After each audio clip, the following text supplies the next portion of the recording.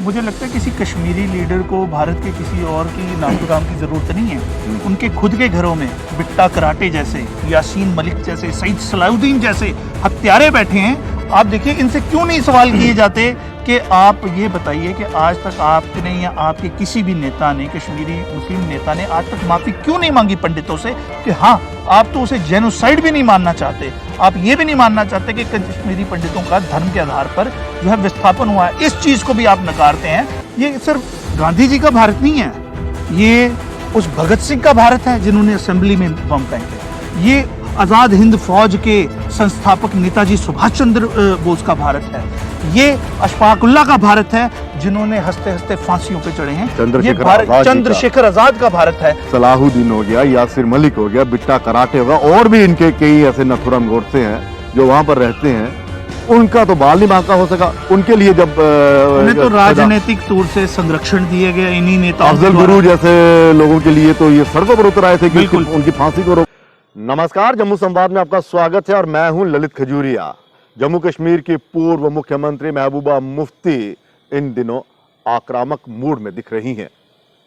केंद्र की भारतीय जनता पार्टी पर लगातार निशाना साध रही हैं और आजकल उनकी जुबान पर सिर्फ एक ही नाम आ रहा है और वो आ रहा है नथुराम गोडसे का।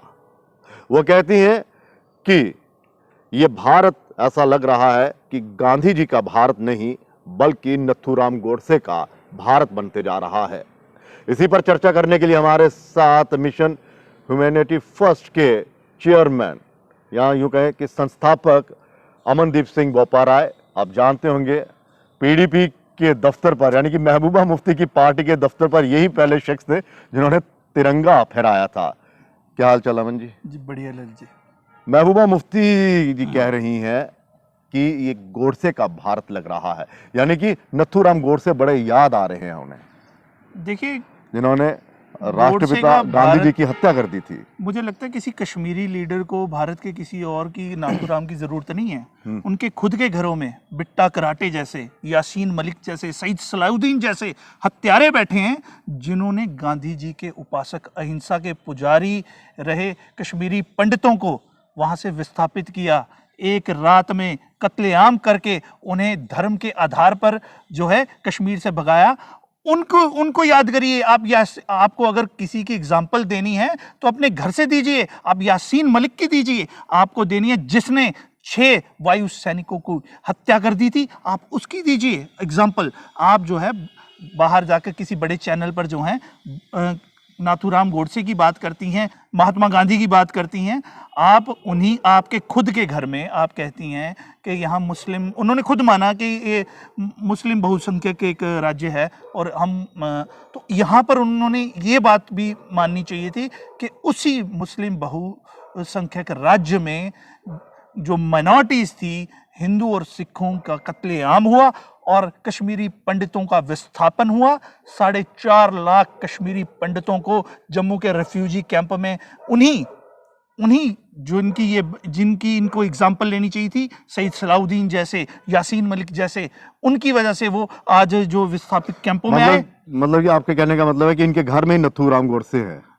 नहीं, नाथुराम गोडसे ने तो महात्मा गांधी को मारा, लेकिन महात्मा गांधी की आत्मा जिन कश्मीरी पंडितों में बसती थी, कश्मीरी पंडित कम्युनिटी जो है बड़ी अहिंसावादी कम्युनिटी है, वो हिंसक नहीं है बिल्कुल, मतलब कि पीसफुल कम्युनिटी है।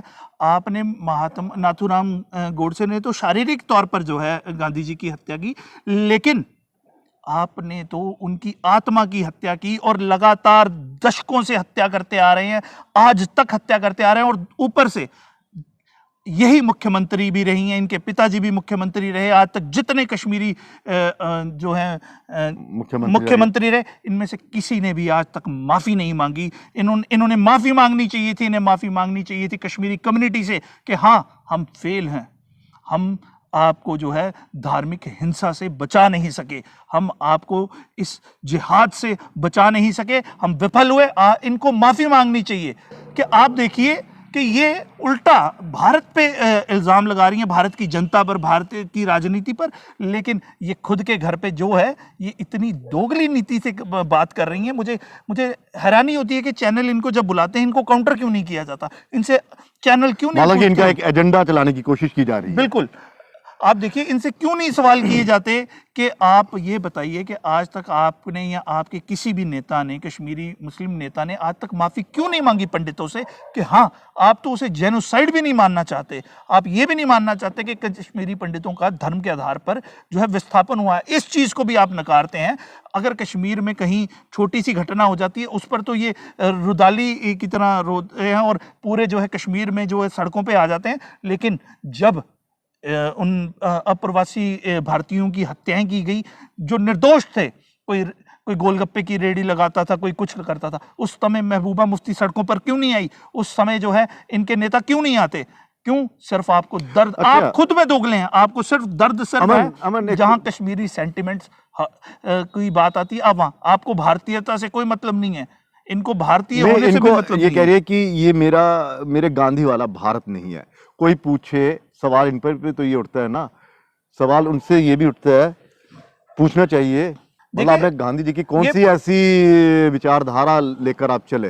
क्योंकि अगर 90s की बात करें, 1990 की बात करें, तो जो आप कह रहे हैं कश्मीरियों पंडितों का विस्थापित हुआ, तब ये नेता कहाँ थे जिन्हें आज गांधी जी बड़े याद आ रहे हैं और कह रहे हैं कि ये वो वाला भारत नहीं हुआ है, उनका जेनोसाइड हुआ है। ये सिर्फ गांधी जी का भारत नहीं है, ये उस भगत सिंह का भारत है जिन्होंने असेंबली में बम फेंके, ये आज़ाद हिंद फौज के संस्थापक नेताजी सुभाष चंद्र बोस का भारत है, ये अशफाक उल्लाह का भारत है जिन्होंने हंसते हंसते फांसियों पे चढ़े हैं, ये चंद्रशेखर आजाद का भारत है।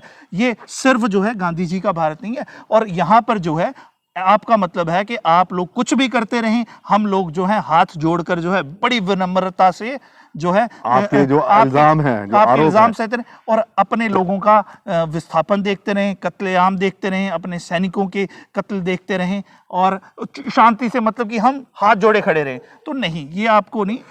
भारत ने आज़ादी गांधी जी की वजह से भी पाई है, तो उसमें बहुत बड़ा योगदान हमारे क्रांतिकारियों का भी रहा है और वही हम बता देना चाहते हैं कि सरदार वल्लभ भाई जी का भी रहा है, जिनकी बहुत बड़ी मूर्ति, बड़ी लौह पुरुष हैं, उनका भी रहा है। तो हम जो है ये नहीं है अगर आप एक थप्पड़ मारेंगे तो हम 10 मारकर आपको बता देंगे। जिस नाथूराम गोडसे की ये बात कर रही है, जिस नाथूराम गोडसे की महबूबा मुफ्ती बात कर रही है, उस नाथूराम गोडसे को हमारी अदालत ने तो फांसी की सजा दे दी थी। बिल्कुल ठीक है, लेकिन जिनकी आप बात कर रहे हैं, सलाहुद्दीन हो गया, यासिर मलिक हो गया, बिट्टा कराटे होगा, और भी इनके कई ऐसे नाथूराम गोडसे हैं जो वहां पर रहते हैं, उनका तो बाल नहीं बांका हो सका। उनके लिए जब उन्हें तो राजनीतिक तौर से संरक्षण दिए गए इन्हीं नेताओं, अफजल गुरु जैसे लोगों के लिए तो ये सड़कों पर उतर आए थे कि उनकी फांसी को रोको।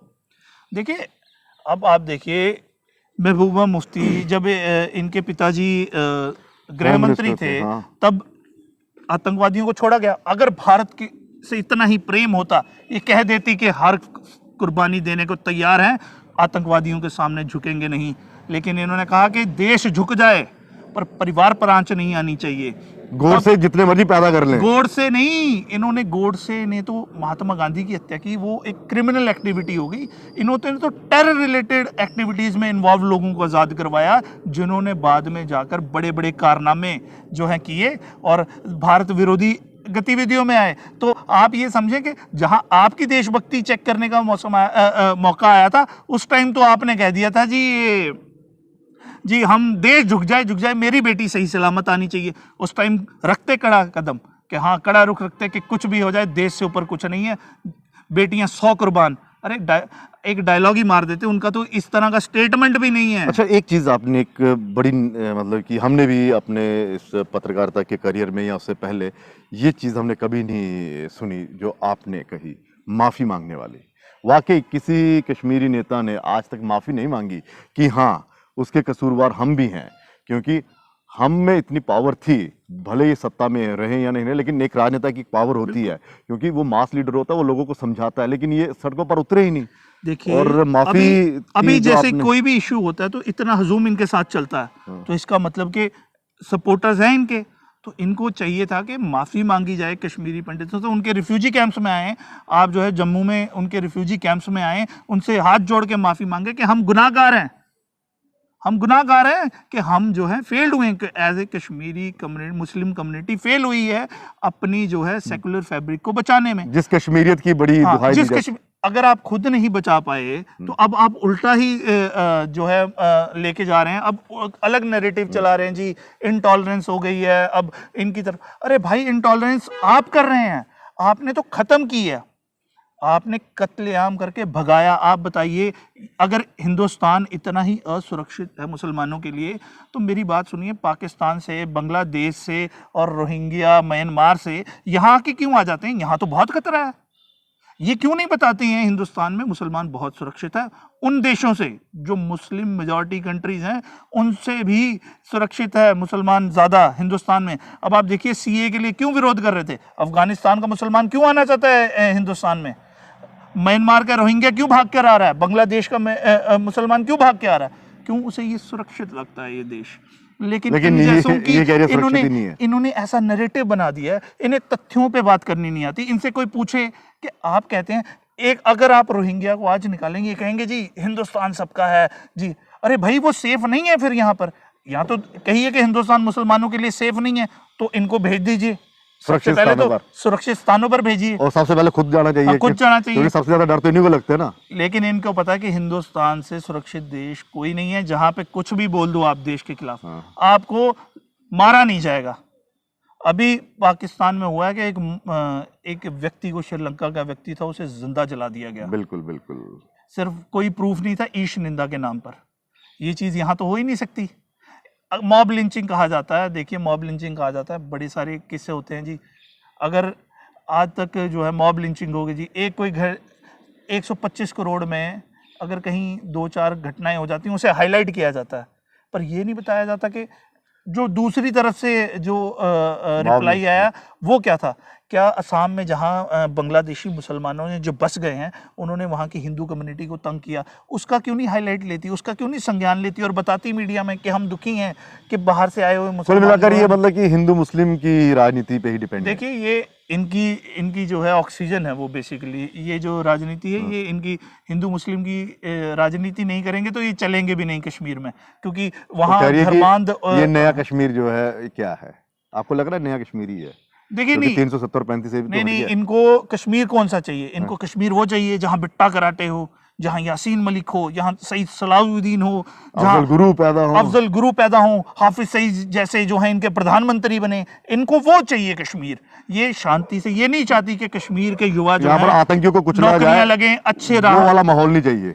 ये चाहती हैं कश्मीर के युवा जो हैं वो गन कल्चर को ही पकड़े, उन्हें जॉब का, उन्हें कोई अच्छा भविष्य ना दिया जाए, खुद के बच्चे जो है परिवार के जो है सदस्य वो बाहर रहें।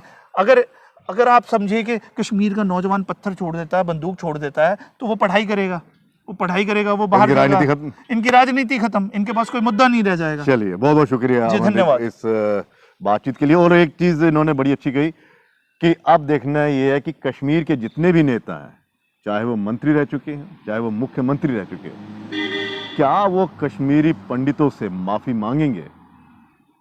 क्योंकि जब उन्हें वहां से विस्थापित किया गया था धर्म के आधार पर, तब ये नेता बहुत अपनी एक पैठ रखते थे, लेकिन ये खामोश रहे, मौन रहे। और मौन का मतलब मैं बार बार ये कहता हूं, सहमति। और अगर ये सहमत नहीं थे तो आज इन्हें माफी मांगनी पड़ेगी, और मांगनी चाहिए, कहना चाहिए कि हम शर्मिंदा हैं कि हम उस वक्त आपका साथ नहीं दे पाए। फिलहाल इजाजत दीजिए, नमस्कार। SP Smart School announces registrations for new admissions for class 11th and 12th. Admission open till availability of seats. Visit www.spsmartschools.com.